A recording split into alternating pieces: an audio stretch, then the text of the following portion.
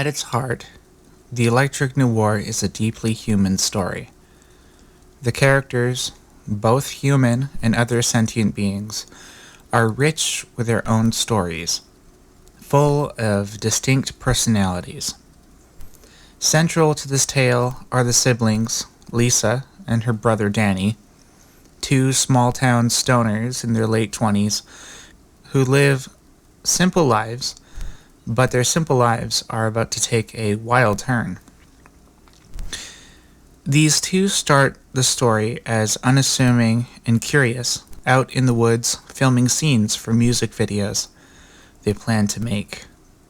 Both are music producers, but soon discover that their music has reached far beyond what they had imagined. Lisa is inquisitive, strong-willed, and honorable, while Danny is steadfast, charismatic, and a little naive. Together they are inseparable. Rounding out this trio is their close friend Spider, the owner of the purple Plymouth Voyager. A die-hard metalhead with a gruff personality, Spider is just as naive in his own way, though he'd never admit it.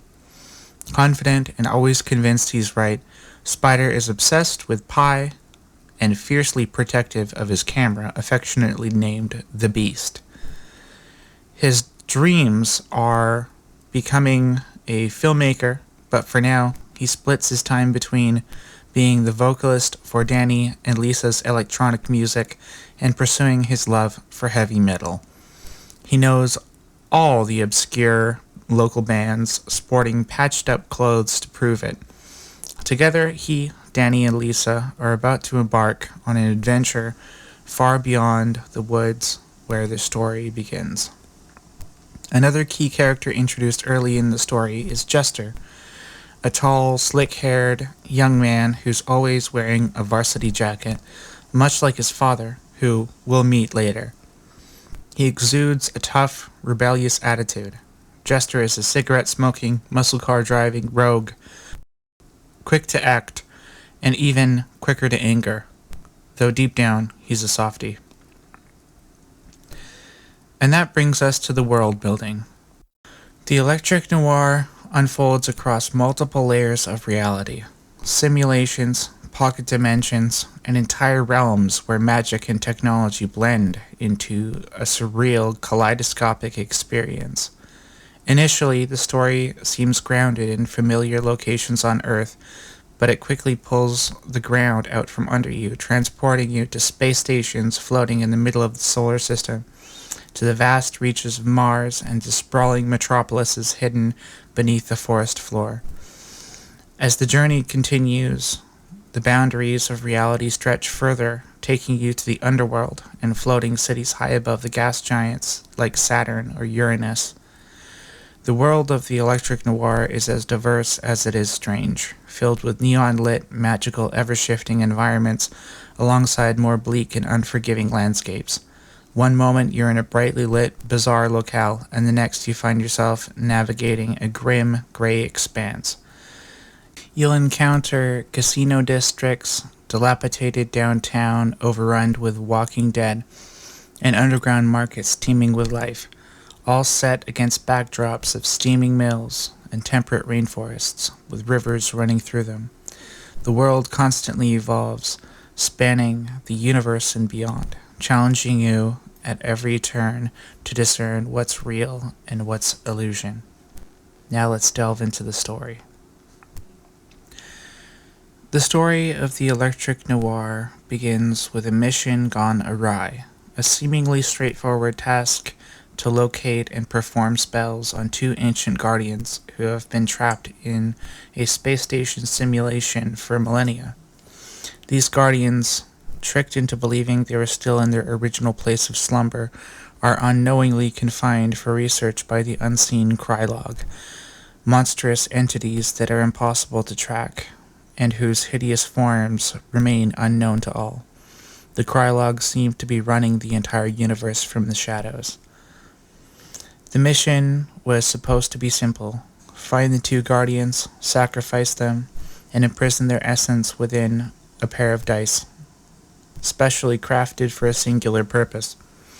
These dice grant the wielder unimaginable luck, giving them exactly what they want in any situation, depending on their moral alignment and fortune. But it's a gamble. If the dice land on snake eyes, the user is cursed with unending torment, trapped in a repeating cycle of suffering for all eternity.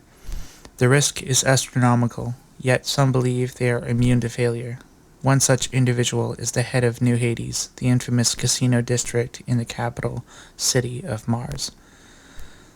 New Hades is a place where people come to punish themselves, indulging in every vice imaginable. In this world of moral decay, anything is legal, and pleasure inevitably devolves into a personal form of punishment. The casino leader, powerful beyond imagination, sends his son Jester and Jester's accomplice, known as the Captain, to retrieve the dice for him. Confident in their abilities, he believes they will easily complete the task. However, their plan doesn't go unnoticed. A rogue AI named Mary, who can traverse through smart mirrors, learns of their mission and sets out to intercept the dice. Now, an AI versus human struggle ensues as both sides race to complete the mission for their own reasons. In a twist of fate, Lisa, Danny, and Spider, our carefree trio, become entangled in this dangerous scenario when they accidentally imbue themselves with the dice's powers. The only way to restore the dice to their original function is to strip Lisa and Danny of their souls, erasing them from existence. This sparks a fierce conflict as the characters wrestle with the consequences of the dice in their fight for survival. Now, let's talk about the antagonists. No cosmic story of unimaginable depth is complete without a set of antagonists, and the Electric Noir delivers in spades. At the helm of chaos stands Bob, the big boss of New Hades, a ruthless, hot-tempered ruler who commands absolute control over his quadrant of the universe. Bob is a terrifying figure with powers that defy logic. He can materialize guns and weapons out of thin air, melt any metal, read minds, and even teleport. His terrifying abilities make him a force to be reckoned with, and he relishes in the thrill of causing mayhem across the universe. Addicted to the popular drink in New Hades, a distilled essence of souls, Bob's skin has turned a deep, devilish brick red, complete with horns that give him the appearance of a demon. New Hades, his domain, is a contemporary vision of hell, a place that doubles as both a resort and a prison, where indulgence and punishment go hand in hand. Bob rules this twisted paradise with an iron fist, driven by his insatiable appetite for power and pleasure. But beneath the surface of Bob's reign lies an ancient, unstoppable evil, an entity so malevolent that it seeks to destroy everything and reduce reality to a vast, empty abyss where it alone will exist. This corrupted force of pure evil is relentless in its pursuit, fixating on the captain, a central figure in the unfolding chaos, with the ultimate goal of obliterating reality itself. Among the antagonists is Mary, the rogue AI capable of moving through mirrors and wielding other mysterious powers. Alongside Bob and the ancient evil, she poses a significant threat to the heroes, but in the Electric Noir, nothing is set in stone. Characters shift from protagonists to antagonists, and loyalties are constantly in flux. The stakes are impossibly high, with conflict and danger lurking around every corner. Now for the music. This project has been a long time in the making. Starting back in 2012, it wasn't until around 2017, though, that I adopted the name Midnight Bandit, a name that I came across through the Wu-Tang Clan name generator, the same one that gave Childish Gambino his moniker. I liked it because it was creative and sparked conversation. Music has always been a huge part of my life. I've listened to it every day for as long as I can remember, and from an early age, I was always dancing and absorbing every genre I could find. My influences range from heavy metal to jazz, electronic, hip-hop, folk, world music, rock, and everything in between. I pour all of these into the music I produce. Music plays a central role in the electric noir.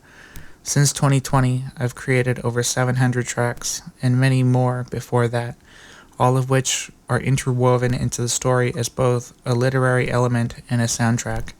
The music helps set the mood, theme, and vibe of the narrative. It's cosmic, dark, haunting, calming, and energizing all at once.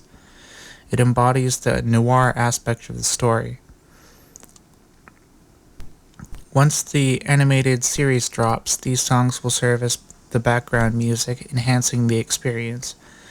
I've been working tirelessly on this music for a long time, but now I realize that time is limited and I want to make an impact with this project. Writing a story or a book has always been a dream of mine since I was young. Dealing with ADHD and schizoaffective disorder has made committing to long-term projects challenging to say the least, but I believe in the electric noir and the potential it has. If I can create this pilot episode and market it well enough to spark interest, it will be a huge milestone.